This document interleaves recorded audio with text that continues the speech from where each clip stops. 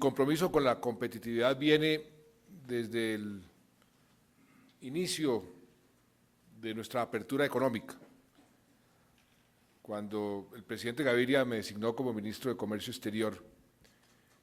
Fue la primera vez que el país asistió a uno de los foros económicos en Davos, en Suiza, y allá pedimos el ingreso a la lista de países que estaban comenzando a medir en el Foro Económico Mundial, a medir en términos de competitividad. Desde entonces, hace cerca de 20 años, entendíamos muy bien que el proceso de globalización que sufría entonces y sigue sufriendo el mundo, nos obligaba a meternos en ese proceso de ser cada día más competitivos. La apertura económica nos obligaba a ser cada vez más competitivos. Y desde entonces hemos estado comprometidos con ese objetivo y por eso me complace tanto estar hoy aquí recibiendo este informe, que lo pude hojear muy por encima y veo que están tocando los puntos claves, los puntos fundamentales para que el país pueda continuar o progresar en el camino de mejorar su competitividad. Como lo decía Rosario, nuestro objetivo es mejorar en estos 4 años y colocarnos en el primer tercio de los países que mide el Foro Económico Mundial. Y eso nos significa aumentar del puesto 68 al puesto 47. Eso no es fácil porque todos los países están haciendo lo mismo, todos los países quieren progresar. O sea, esto es una carrera en donde uno tiene que correr más rápido que el vecino si quiere mejorar de puesto. Pero creo que tenemos los elementos y tenemos las condiciones para lograrlo. Si nos proponemos todos con ese objetivo, estoy seguro que lo podemos lograr. Yo me puse a hacer un análisis sobre los diferentes indicadores donde estábamos peor, donde estábamos mal. Algunos de ellos, la verdad que no entendía por qué estábamos tan mal. Y tuve una conversación muy interesante con el profesor Klaus Schwab en septiembre en Nueva York. Y le dije, mire, profesor Schwab, usted y yo nos conocemos hace muchísimo tiempo. Es más, el profesor Schwab me propuso ser parte del Foro Económico Mundial en los años 70, cuando yo vivía en Londres. Él tenía ya en esa época la idea de crear ese gran foro económico y desde entonces lo conozco. Y le dije, aquí hay algunos problemas de medición y le mostré por qué en el caso de Colombia había algunas mediciones que no eran apropiadas, que no eran correctas. Me dijo que tenía toda la razón y que le suscitaba mucha preocupación y va a enviar una misión que llegará aquí el 28 de noviembre para evaluar con nosotros esos puntos donde creemos que estamos siendo mal calificados y no con el ánimo de criticar las mediciones porque nos va mal, sino con el ánimo de tener unas mediciones correctas, porque en la medida en que uno tenga unas estadísticas y unos indicadores correctos, pues puede actuar con más contundencia y con más eficacia en el logro de los objetivos. Pero haciendo ese análisis, pues uno descubre lo que más o menos dice el informe, dónde vamos mal, dónde podemos mejorar y dónde tenemos que concentrar nuestros esfuerzos. Hay, sin duda alguna, falencias en sectores como, por ejemplo, una que es de sentido común, que todos sabemos que estamos muy atrasados, que es el de la infraestructura. Nosotros, por cualquier medición que hagamos, el número de kilómetros de dobles calzadas por cada 100.000 habitantes, el número de puentes por número de vías o de ríos, cualquier medición, estamos más atrasados, no que el mundo en general, sino más atrasados en comparación con los países que tienen nuestro mismo nivel de desarrollo. O sea que ahí, sin duda alguna, es uno de los objetivos fundamentales para mejorar nuestra competitividad. Y fue con ese raciocinio con que incluimos también ese sector como una de las 5 locomotoras. El tema de la infraestructura, simplemente con desatrasarnos, con ponernos al mismo nivel, no el nivel de Francia o no el nivel de Dinamarca, el nivel de países con el mismo nivel de desarrollo, eso significaría un aumento muy importante en competitividad, pero también significaría una inyección muy importante en la dinámica económica, no solo por los recursos que requiere y por las inversiones que requiere, sino por los efectos colaterales que tiene mejorar la infraestructura. Y ahí vamos. En ese sentido, lo que hemos querido hacer es, en cierta forma, ordenar el sector y hacer las cosas correctamente y estructurar bien los proyectos, porque si ustedes hacen el cálculo como lo hizo la OECD, por ejemplo, en cuánto se presupuestó una concesión, o en términos generales las concesiones en este país, y cuánto resultaron costando, queda uno realmente alarmado. ¿Eso qué nos indica? Que no estructuramos bien los proyectos. Y uno podría hacer un inventario de todas las obras en este país y se da cuenta muy rápidamente que una de las falencias, por aquello de que del afán no queda sino el cansancio, es la falta de hacer las cosas correctamente, porque hay que planearlas bien, porque hay que estructurarlas bien. Entonces estamos en ese proceso, estructurando bien los proyectos, que se demora. Para estructurar bien un proyecto, una buena obra de infraestructura, eso tiene un tiempo para hacer los estudios geológicos, de ingeniería, requiere un tiempo prudencial. Y por eso el ministerio, que además está reestructurando también la parte institucional, porque estábamos sin capacidad institucional, sin capacidad profesional para poder interlocutar, conversar con los grandes inversionistas en infraestructura, con los grandes concesionarios. No tenía el ministerio gente que estuviera a la altura de abogados e ingenieros de la máxima calidad que venían a dialogar y a proponer proyectos al gobierno y al ministerio y al INCO.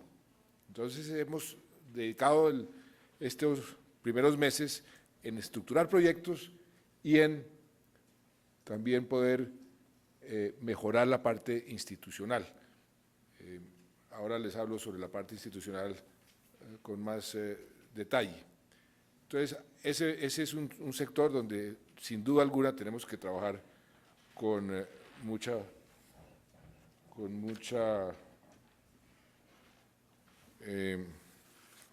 gracias, que me están recordando puntos que tengo que mencionarles.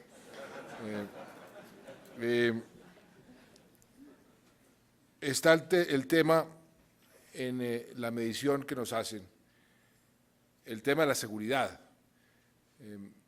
Como esta encuesta se hace con base muchas veces en preguntas a los diferentes inversionistas a nivel mundial, tiene mucho que ver con la percepción y nos castigan muchísimo en materia de seguridad. Y ahí lo que tenemos que hacer es una labor de pedagogía, casi que de relaciones públicas, de comunicación, para seguir vendiendo nuestra realidad y el cambio que ha sufrido Colombia en ese sentido. Ayer nomás estaba aquí el canciller portugués, vino con una delegación como de 30 empresarios. Uno de ellos anunció una inversión de $600 millones en el sector del comercio, de las grandes superficies. Y decían los empresarios, decía el canciller, mire, todavía en Portugal existe la noción, la percepción de que Colombia es ese país donde no hacen sino secuestrar, donde no hacen sino traficar en drogas, donde salir a la calle es un peligro. Y lo mejor que ustedes pueden hacer, me decía el canciller y los empresarios, es seguir invitando empresarios como estos, la mayoría nunca habían venido a Colombia, a que vean con sus propios ojos que esto es una realidad completamente distinta. Pero eso nos está castigando todavía en el índice de competitividad, porque en materia de seguridad, de costos por la seguridad, estamos muy mal. Está el tema de la justicia. El tema de la justicia también nos va muy mal, y nos va mal porque es una realidad. La justicia colombiana es de las más lentas, también por donde uno la mida. ¿Cuánto se toma un proceso para resolverse? Si un empresario tiene alguna dificultad, el camino para resolver esa dificultad o ese litigio es un verdadero viacrucis, y ahí es donde tenemos también que concentrar muchos de nuestros esfuerzos.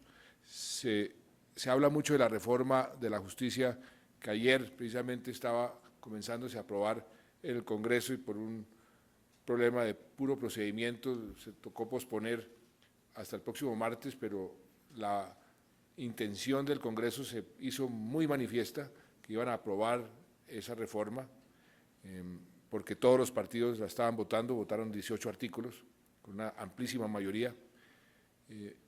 Pero lo que quiero decir aquí es que esa reforma, y yo estoy de acuerdo con quienes critican la reforma diciendo que esa reforma no es la solución, nunca se concibió como la solución ideal, se concibió como un paso adicional en la dirección correcta, y que lo que estamos haciendo es presentando una serie de reformas, algunas constitucionales, otras legales, que van a mejorar en su conjunto muchísimo la eficacia de la justicia, para hacerla más pronta, para hacerla más eficiente, para hacerla más rápida, y para darle a los ciudadanos y a los empresarios más confianza en la justicia. Por ejemplo, algo que tiene que ver mucho con la competitividad, el sistema de arbitraje. Colombia no tiene esa cultura del arbitraje, o si la tiene muy reducida. El proyecto que está en el Congreso, que ya va en camino de ser aprobado, es tal vez el estado del arte en materia de un país con sistemas de arbitraje nacional e internacional. ¿Qué hicimos desde el primer día del gobierno? Reunimos a los abogados más prestigiosos del país. Pusimos al profesor de todos esos abogados, al doctor Fernando Inestrosa, y les pedimos, mire, denos el estado del arte en materia de regulación.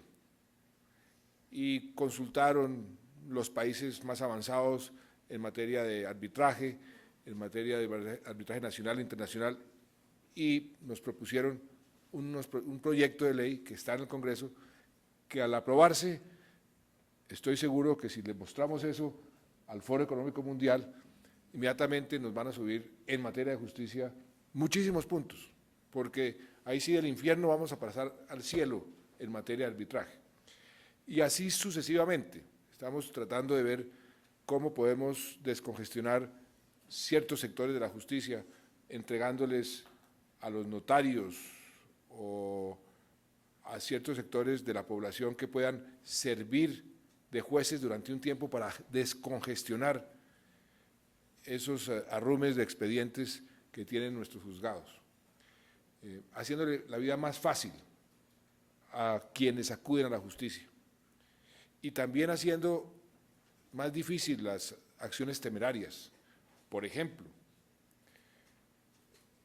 propusimos y se aprobó que se le quitara el incentivo económico a las acciones populares, algo que estaba consignado en nuestra Constitución y que se ha vuelto una verdadera mafia entre unos abogados, inclusive algunos parlamentarios, algunos jueces que se estaban enriqueciendo a través de las acciones populares que fueron concebidas con muy buen criterio, pero que en forma malévola fueron perdiendo su razón de ser. No fue sino quitarle ese incentivo económico a las acciones populares y esas acciones populares bajaron, o sea, se disminuyeron en un 95%. Eso les muestra cómo con cierto tipo de medidas uno puede lograr efectos muy positivos. O sea que en el tema de la justicia, que no ha sido fácil y que nunca será fácil, hay muchos intereses, muchas veces hay que conciliar con las propias cortes. Nos hemos propuesto, porque creo que es importante para el país, que el mundo en general vea que aquí hay una democracia que funciona y que hay poderes públicos que pueden trabajar en forma conjunta para lograr objetivos fundamentales. Entonces muchas veces hay que conciliar con esos poderes públicos y muchas veces hay que hacer sacrificios, que el ideal para el Ejecutivo puede ser pero hay otro ideal para el Poder Judicial que es este otro y en la conciliación sale algo en la mitad que no deja contento ni al uno ni al otro, pero es un buen acuerdo y es un buen progreso. Y en eso vamos en materia de justicia. Está también donde vamos bastante mal el tema de la corrupción, la percepción del mundo sobre Colombia en materia de corrupción. Ahí nos califican muy mal en el Foro Económico Mundial. Creo que ahí también, en la medida en que podamos ir avanzando y dando resultados, porque parten de una realidad, no nos digamos mentiras, tenemos que reconocer que la corrupción en Colombia ha hecho estragos, y ha hecho estragos hace mucho tiempo, pero lo que estamos poniendo en marcha, el Estatuto Anticorrupción, el trabajo coordinado con las entidades de control, sin llegar a satanizar sectores, porque a veces le da uno la mano, como dicen, en señalar sectores y uno comienza a generalizar y eso también genera una reacción muy contraproducente y nociva. Pero en términos generales ahí estamos avanzando y avanzando en forma muy clara y con resultados. Y eso espero que se vaya a ir traduciendo también en la percepción de los inversionistas. A cada inversionista que viene siempre le pido, mire, si usted tiene algún problema, si alguien le llega a pedir algo indebido, aquí está mi teléfono y me llama directamente. Tenemos una serie de instrumentos que pusimos en marcha de investigación sin precedentes en este país para investigar actos de corrupción. Hemos descubierto focos de corrupción que todo el mundo sabía que existían, pero que nadie los había destapado, y que el solo hecho de haberlos destapado ya le ha ahorrado al erario público no cientos de millones, sino billones de pesos. Lo que el país está ahorrando porque ya taponamos la corrupción de las devoluciones del IVA en la DIAN, o simplemente con destapar la corrupción que había en los recobros de la salud. Solamente eso. Si uno suma lo que automáticamente, cuánto en el caso de la salud, Mauricio, se disminuyó los recobros simplemente porque la gente se dio cuenta que estábamos mirando eso. Las solicitudes bajaron cerca de 60.000 millones de pesos mensuales. Mensuales, 60.000 millones de pesos mensuales, simplemente por decir, mire, vamos a vigilar eso. Y el rancho arriendo, porque vienen muchísimas más. Eso nos va a ir mejorando esa percepción de corrupción y sobre todo nos va a ir mejorando el comportamiento de los que corrompen y de los que son corrompidos. Estuvo aquí el profesor Despeville, se llama Bertrand Despeville, que fue el que dirigió tal vez el caso más exitoso de la lucha contra la corrupción, que fue el caso de Hong Kong. Yo lo había conocido hace mucho tiempo, él y el profesor Klitgard son los dos grandes gurús de la lucha anticorrupción. Lo trajimos la semana pasada a lanzar un libro que él escribió y le contamos todo lo que estamos haciendo. Y nos dijo, mire, si hacen eso, a ustedes le va a pasar lo de Hong Kong, que de ser considerado la ciudad más corrupta, hoy es una de las ciudades consideradas más transparentes en materia de hacer negocios. O sea que ahí vamos trabajando en la dirección correcta. Usted mencionaba un tema que es obvio, pero no por obvio deja de ser importantísimo, el tema de la educación. El tema de la educación es una obsesión para el gobierno, de la calidad de la educación. Ahí también, infortunadamente, hemos encontrado corrupción. Hemos encontrado cifras infladas de estudiantes que no van al colegio y que cobran al gobierno como si estuvieran asistiendo a los colegios. Corrupción de secretarios de educación de algunos municipios, de algunos departamentos. Eso lo estamos depurando, pero no hay que olvidar que en materia de cobertura de educación, Colombia ha progresado muchísimo. Y el esfuerzo que hizo el gobierno, el presidente Uribe en eso, fue un esfuerzo muy importante, reconocido por todo el mundo, y ahora tenemos que concentrarnos en la calidad de la educación. Y de ahí, otra de nuestros grandes objetivos, que en el caso de Chile se convirtió, yo lo mencionaba, lo discutía con la presidenta Bachelet, lo convirtió en propósito nacional, el ingreso de Chile a la OECD. Nosotros estamos en eso. Estamos haciendo todo, la doctora Catalina Krein es quien está liderando ese proceso para que ojalá al final del cuatrenio podamos ser invitados oficialmente a ingresar a la OECD. Y eso nos va a dar otros parámetros muy claros y muy específicos sobre nuestra situación frente al resto del mundo y nos va a dar unos parámetros sobre las mejores prácticas que hay en el mundo, sobre aquellos temas que más nos interesan. Por ejemplo, acabamos de ser aceptados en el Comité de la Lucha contra la Corrupción, es la lucha contra el soborno. Es un paso importantísimo porque ya con todo lo que hemos hecho, tuvimos las credenciales suficientes para que nos aceptaran, hombre, este es un país que ya se ganó los méritos para ingresar a este comité y tiene la voluntad política de luchar contra la corrupción y de luchar contra el soborno. Usted le permitimos que entre al comité. Nos aceptaron en el comité de inversiones, es decir, Colombia ya tiene una masa crítica suficiente para poder mostrarse ante el mundo como un país que es amigo de las inversiones, donde las inversiones pueden hacerse en Colombia sin mayores dificultades y donde podemos comenzar a discutir las mejores prácticas en materia de inversión. A propósito de eso, el último estudio, el último examen que nos hicieron en Doing Business en el Banco Mundial, pues salimos muy bien catalogados en ese aspecto en particular. Pero en la OECD hay un aspecto muy importante y es la calificación que hacen de la calidad de la educación a nivel mundial. Y ahí estamos muy mal, infortunadamente.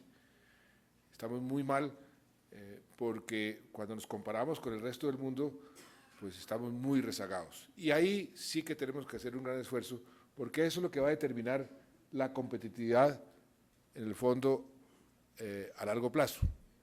Un país mal educado nunca va a ser competitivo, un país bien educado tiene todas las de ganar en esa carrera por la competitividad.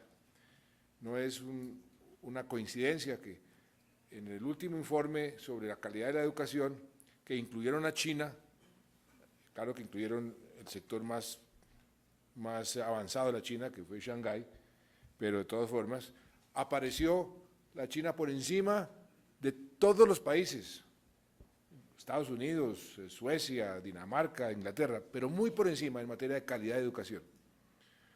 O sea, no es tanto la mano de obra barata en la China, como se ha dicho tanto, puede que haya comenzado así, pero hoy en día la competitividad de los chinos tiene que ver muchísimo con la educación, porque inclusive la mano de obra barata ya está dejando de ser barata, y ya muchas manufacturas están comenzando de irse a la China, a América Latina y a Colombia. No se imaginan ustedes la cantidad de empresas que están comenzando a explorar, trasladar sus operaciones de China a Colombia ahora con el Tratado de Libre Comercio con Estados Unidos. Entonces, el tema de la educación, el tema de medir la educación, y en eso estamos con la ministra de Educación. Buena parte de la reforma que algunos estudiantes protestan, pero no, realmente yo he dicho, ¿por qué protestan si no hay nada para protestar aquí? Tiene que ver con mejorar la calidad de la educación superior, pero también tenemos que hacer un gran esfuerzo en mejorar la calidad de la educación básica y la educación media, porque en términos generales toda la cadena de la educación en Colombia está muy atrasada. Es un esfuerzo muy importante que tiene que ver con la preparación de los docentes, ahí estamos trabajando, con capacitar más a los docentes, con llevarles, que eso es muy importante, llevarles los instrumentos técnicos para poder dar un salto cualitativo importante en la educación. De ahí la importancia que le estamos poniendo al programa que hemos llamado Vive Digital, que consiste en cuadruplicar el número de conexiones de banda ancha, de 2.2 millones a 8.8 millones, y de llevar eso a más de 900 municipios, la banda ancha. Teníamos 200 y pico municipios y lo vamos a llevar a 900. Nos dijeron que eran objetivos demasiado altos, que eso, ¿para qué prometíamos lo que no podemos cumplir? Pues vamos cumpliendo y cumpliendo con creces. Y mañana se va a adjudicar la licitación para que esos municipios puedan tener banda ancha antes de finalizar el cuatrenio. ¿Eso qué significa? Ustedes no se alcanzan a imaginar, los que no han tenido la experiencia, la diferencia entre una clase de niños del colegio de tercero o cuarto primaria con acceso a internet o con acceso a alta tecnología frente a una clase sin acceso. Eso hace una diferencia del cielo a la tierra. Entonces, ¿qué queremos? Capacitar los maestros que, entre otras cosas, muchos de ellos no han tenido acceso a la tecnología, entonces hay que capacitarlos para que les puedan enseñar a los niños. Yo cuento con gran satisfacción una anécdota que me sucedió cuando estaba en el Ministerio de Defensa. Acabamos de recuperar un pueblo, allá en la Macarena, Vista Hermosa, 40 años bajo la férula de las FARC. Allá no circulaba el peso colombiano, circulaba la coca. Allá no tenían cédula de ciudadanía, tenían una tarjeta de identidad de las FARC. Recuperamos ese pueblo que no tenía señal de celular ni señal de televisión. Y el señor Nicolás Negroponte, a quien yo conocí hace mucho tiempo en MIT, me dijo, hombre, ¿por qué no lleva unos computadores de esos laptops? ¿Cuántos niños hay allá? Pregunté, hay 400 niños. pero si no tenían ni siquiera señal de celular, ¿cómo se conectan? Entonces usted no tiene antenas militares. Sí, tengo antenas militares. Entonces colocamos una antena militar para que los niños pudieran conectarse a través de internet, a través de los computadores con el internet. Y llevaron 3 o 4 maestras para enseñarles a los niños lo básico. Y yo fui con Negroponte 2 meses después. Y fuimos y encontramos una situación realmente admirable. Resulta que los niños se han tomado el pueblo. Los niños estaban cada uno en su computador y los papás detrás aprendiendo de los niños. Fue una transformación impresionante, simplemente para resaltar lo que significa poder darles a unos colegios muy remotos acceso a la tecnología con unos docentes bien capacitados. O sea que ahí vamos a tener que trabajar muy duro. Esas son inversiones a largo plazo, no son esas inversiones que uno puede ir a inaugurar para que lo aplaudan, porque son inversiones que realmente se ven a muy largo plazo, pero que estamos haciendo. Está el tema que mencionó el doctor Bojanini de la seguridad social, que tiene que ver con la formalización, que tiene que ver mucho con las pensiones, que tiene que ver mucho con el empleo. Todos los países, todos están con problemas en ese frente. Y ahí hay que actuar con mucha responsabilidad y con mucho pragmatismo. Y yo estoy de acuerdo con lo que usted dice de la necesidad de una reforma pensional. En este país hay 1.100.000 pensionados que reciben 25 billones de pesos. Todo lo que recaudamos por el IVA se va solamente a pagar pensiones y solamente para 1.100.000 colombianos. O sea que lo que estamos haciendo en este momento, y concuerdo perfectamente con lo que dice el doctor Bojanini en cuanto a al aspecto regresivo de lo que estamos haciendo, no solamente por lo que está sucediendo, sino que dentro de las pensiones que estamos pagando, le estamos pagando, subsidiando, no tenemos por qué subsidiarle esas pensiones. E infortunadamente, y eso lo hemos dicho mucho, esto se está agravando porque hay sectores, como el sector judicial, y lo hemos dicho así, que se está poniendo sus propias pensiones, unas pensiones realmente escandalosas, que todos nosotros acabamos pagando. Eso hay que ponerle coto. Yo lo que le propongo, doctor Bojanini, yo tengo un compromiso con las centrales obreras, que ese tema se comience a discutir en el comité tripartita, donde están empresarios, gobierno y centrales obreras. Llevemos el tema ya, lo más pronto posible, y comenzamos a discutir ese tema, porque a ese tema hay que encontrarle una solución, porque usted también dice algo muy cierto, una cantidad de gente que no tiene la más mínima posibilidad de aspirar a que el día de mañana tenga algún ingreso después de que deje de trabajar, la inmensa mayoría de los colombianos. Eso es muy injusto, muy regresivo, y a eso hay que también ponerle un correctivo. De manera que ahí hay que hacer una reforma, no me cabe la menor duda, que no es para un efecto inmediato. Nuestras cuentas fiscales nos dan perfectamente que podemos sobrevivir sin mayor traumatismo en los próximos años, pero le estamos dejando una bomba de tiempo a nuestros hijos. Y ni siquiera a nuestros hijos, de pronto a nosotros nos toca también, si no nos apuramos. Porque parte de la crisis mundial tiene que ver con eso. La tragedia griega que está hoy en día sufriendo Grecia y el mundo tiene que ver mucho con eso. Allá hay, durante muchísimos años, décadas, vivieron por encima de sus capacidades. Y cada gobierno venía y para ser elegido proponía más y se fueron endeudando. y no solamente en Grecia, en muchos países. Y hoy, buena parte de la crisis que está viviendo el mundo a nivel mundial tiene que ver con eso, exactamente, con haber vivido por encima de sus capacidades durante mucho tiempo. Hoy está reunida en Cannes el G20, y yo quisiera desde aquí, desde nuestra humilde Bogotá, hacerle un llamado a esos países del G20, como lo hemos podido discutir con varios de ellos, que por favor,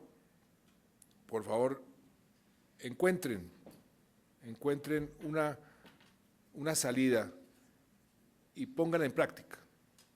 Lo que estamos viviendo en el mundo es una total incertidumbre, agravada por esta tragedia griega, porque se le sumó a un problema económico un problema político, y ese es casi que la constante. Lo que estamos viviendo en Europa es una combinación de un problema económico agravado por un problema político, por la falta de liderazgo político, de voluntad política de arreglar los problemas, de agarrar el toro por los cachos y arreglar los problemas. ¿Y quiénes estamos comenzando a pagar esos platos rotos? Los países que durante mucho tiempo hemos sido disciplinados, que estamos siendo disciplinados, que hicimos los correctivos hace mucho tiempo. Es una ironía que los países que hace 10, 15, 20 años nos decían: ustedes tienen que hacer esto, esto y aquello, ellos no lo hicieron y hoy están pagando las consecuencias. Pero lo que no puede ser es que quienes sí estamos en el camino correcto, manejando nuestra economía con disciplina, acabemos también pagando los platos rotos de quienes no hicieron su tarea en el debido momento. Y sí, todos los países que no pertenecemos al G20, estamos muy esperanzados en que del G20 salga alguna luz, que es lo que los mercados necesitan, alguna solución. Y eso es una combinación de soluciones económicas y de voluntad política. Y esperamos, ojalá, que impere ahí esa combinación, solución económica con voluntad política. En América Latina, en general, vamos bien, y lo hemos discutido con muchos de los presidentes y ministros de Hacienda. Estamos relativamente protegidos, no del todo, porque nadie puede estar protegido del todo de lo que está sucediendo, pero si la economía mundial se viene abajo, sin duda alguna nos va a afectar, y sería muy injusto para los países, repito, que hemos hecho y estamos haciendo, como en el caso colombiano. Vamos en una senda fiscal para tener un equilibrio fiscal en 3 años, desapareciendo nuestro déficit. Hicimos aprobar una reforma constitucional de sostenibilidad fiscal, hicimos aprobar una ley de regla fiscal. Todo eso por algo también muy importante que hay que entender: si no hay estabilidad macroeconómica, los derechos fundamentales de los ciudadanos no pueden garantizarse, que es un nuevo concepto. España finalmente lo entendió y aprobó hace 2 o 3 meses esa reforma constitucional. Aquellas democracias que defienden los derechos de los ciudadanos, como la nuestra democracia, nuestra Constitución es muy, muy garantista. Tiene que tener los recursos para hacer efectivos esos derechos. Si no hay recursos, no se pueden garantizar los derechos. Es algo que hay que entender y que los países en general tienen que entender. Alemania, ¿por qué Alemania está hoy como un ejemplo, como una excepción dentro de esa crisis europea? Porque Alemania tiene eso en su Constitución, el concepto de la sostenibilidad fiscal. Pero volviendo a las pensiones, que tiene que ver mucho con este aspecto, sí, vamos a hacer esa reforma pensional, vamos a discutirla. Ese es el tipo de reformas que pueden demorarse en llegar a un acuerdo, hay que llegar a un acuerdo, y también hay que hacerlo para nuestra sostenibilidad fiscal en el largo plazo. Otro de los temas muy importantes que tiene que ver con la competitividad. la composición de nuestras exportaciones y el futuro de nuestras exportaciones. Nosotros, colombianos, todavía somos un país relativamente cerrado. El porcentaje de nuestras exportaciones como parte de la economía sigue siendo pequeño y cuando uno lo mide por exportaciones per cápita, somos un país poco exportador. Pero no solo eso, seguimos dependiendo mucho de las materias primas, exportadores de petróleo, de carbón, productos básicos en general. Ahí tenemos que hacer un gran esfuerzo de ir ampliando la oferta y para eso tenemos que aprovechar muchísimo los tratados de libre comercio, el de Estados Unidos, el de Canadá, y ahí el papel de la pequeña y mediana industria va a ser muy importante porque en el fondo todos estos tratados, por supuesto que pueden beneficiar a todas las industrias, pero si los pequeños y medianos se organizan, y el gobierno va a hacer todo lo posible para que se organicen y aprovechan esos mercados, eso es lo que dispara todo un proceso exportador y un proceso exportador con valor agregado, un proceso exportador generador de empleo formal. Lo estamos viendo en algunos sectores, por eso se han escogido unos sectores, los hemos llamado de talla mundial, ahí estamos haciendo todos los correctivos del caso para que la cadena misma pueda ser una cadena competitiva y estamos tratando de estimular a muchos sectores que nunca han pensado en exportar, en convertirse en exportadores. Es más, acaba de crearse el Comité Asesor y el Fondo de Modernización e Innovación en Bancoldex. Inclusive se designó a la doctora Rosario como parte de ese comité asesor, con el ministro de Comercio y ¿quién más, Santiago? Y el director de Planeación.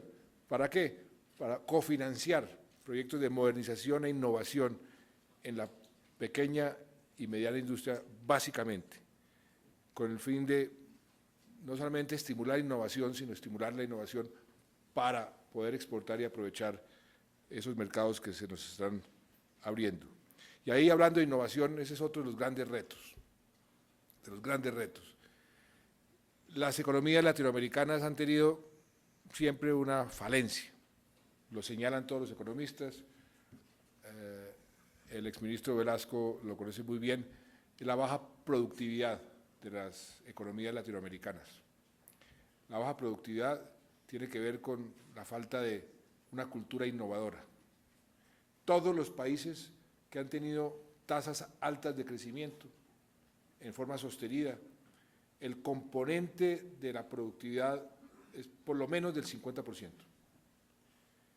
En el caso nuestro, hoy en día el componente de la productividad, si acaso explica el 1,5% del crecimiento nuestro en el último año, por ejemplo. Eso tenemos que elevarlo mínimo al 2%. Eso requiere todo un esfuerzo que yo diría que tiene mucho que ver con lo cultural. Tenemos que internalizar la cultura de la innovación y por eso le estamos dando tanta importancia a la innovación en todos los aspectos de la actividad económica y ahí desde el más pequeño hasta el más grande. Si nosotros logramos internalizar la cultura de la innovación, eso sería tal vez de los pasos más importantes en materia económica y de competitividad que podemos hacer de aquí en adelante para mejorar nuestro futuro o para garantizar un mejor futuro. Por supuesto que los tratados de libre comercio lo que hacen es abrir oportunidades, pero sin esa innovación y sin esa cultura no vamos a poder aprovechar los tratados de libre comercio. Por ejemplo, Estados Unidos. Estados Unidos, que es el mercado más importante, nosotros tenemos preferencias arancelarias hace mucho tiempo. el doctor Jorge Ramírez, que lo veo aquí, conoce muy bien ese proceso. Se negociaron, cuando yo fui ministro de Comercio Exterior, me acuerdo con Bush padre, como una contraprestación a la lucha contra el narcotráfico. Y si uno analiza el comportamiento de nuestras exportaciones hacia Estados Unidos con preferencias arancelarias, se siente uno muy frustrado porque la verdad es que se han aprovechado, pero en los productos que no requieren mayor esfuerzo. Y lo que tenemos ahora que hacer, porque vamos a tener el mercado garantizado, es comenzar a aprovechar ese mercado con productos diferentes a los tradicionales. Ahí está el delta, ahí está la ganancia real, no solamente en Estados Unidos, sino en todos los países donde vamos a tener libre comercio de aquí en adelante. De manera que yo estoy de acuerdo con lo básico del informe y sobre todo con algo que es pues, de sentido común, Rosario, que usted lo dice en el informe y lo ha venido diciendo, que nos falta mucho camino por recorrer para lograr ser un país muy competitivo el año 2032, sin duda alguna. Y no solamente nos falta mucho camino por recorrer, sino que los otros países también están corriendo, entonces tenemos que correr más rápido. Pero tenemos los elementos necesarios, tenemos la materia prima necesaria. Creo que estamos haciendo y hemos progresado mucho lo que toca hacer. Nos toca hacer mucho más, por supuesto. Y nos toca, en cierta forma, meter el acelerador, porque los otros países también están corriendo. Hay señales positivas. Realmente Colombia está viviendo un momento muy especial. La inversión extranjera va a romper todos los récords, las exportaciones vamos a romper todos los récords, incluyendo las exportaciones no tradicionales. Pero no podemos por ningún motivo sentarnos en los laureles. Estamos creando empleo, sí, pero nos falta muchísimo empleo por crear. Si queremos, por ejemplo, que los sistemas de seguridad social sean viables en el largo plazo, es imperativo formalizar la economía. Con lo que tenemos hoy no sobrevivimos. Con una economía informal por encima del 50% no podemos sobrevivir. Por eso el esfuerzo ahí es tan importante. Y estamos progresando. Y ahora viene una gran inversión y se está haciendo un gran esfuerzo en la bancarización y el empleo que se está creando por primera vez en muchísimos años es más empleo formal que informal. ¿Cuánto llevamos, Mauricio, de tendencia de crecimiento del empleo más en informal que el formal? 15 años, 20 años. Y eso se rompió, esa tendencia. Pero, por supuesto, el hecho de que se rompa la tendencia no nos soluciona el problema. Tenemos es que meter el acelerador. Y eso lo logramos, repito, con lo que tienen hoy el problema en Europa y en Estados Unidos y en Japón, una solución de buenas políticas económicas y voluntad política. Y hoy tenemos eso, creo yo. Tenemos en marcha buenas políticas económicas, que habrá que mejorarlas permanentemente, y tenemos gobernabilidad política. Congresistas de mi partido ayer, mire, ustedes no se imaginan el mundo cómo nos está viendo, simple y llanamente porque aquí hay gobernabilidad, porque aquí hay un Congreso que está pasando reformas necesarias, que esa decisión de ustedes de apoyar la reforma constitucional para la sostenibilidad fiscal nos permitió a los 2 días salir y vender la emisión de bonos más grande de nuestra historia al precio más bajo de nuestra historia.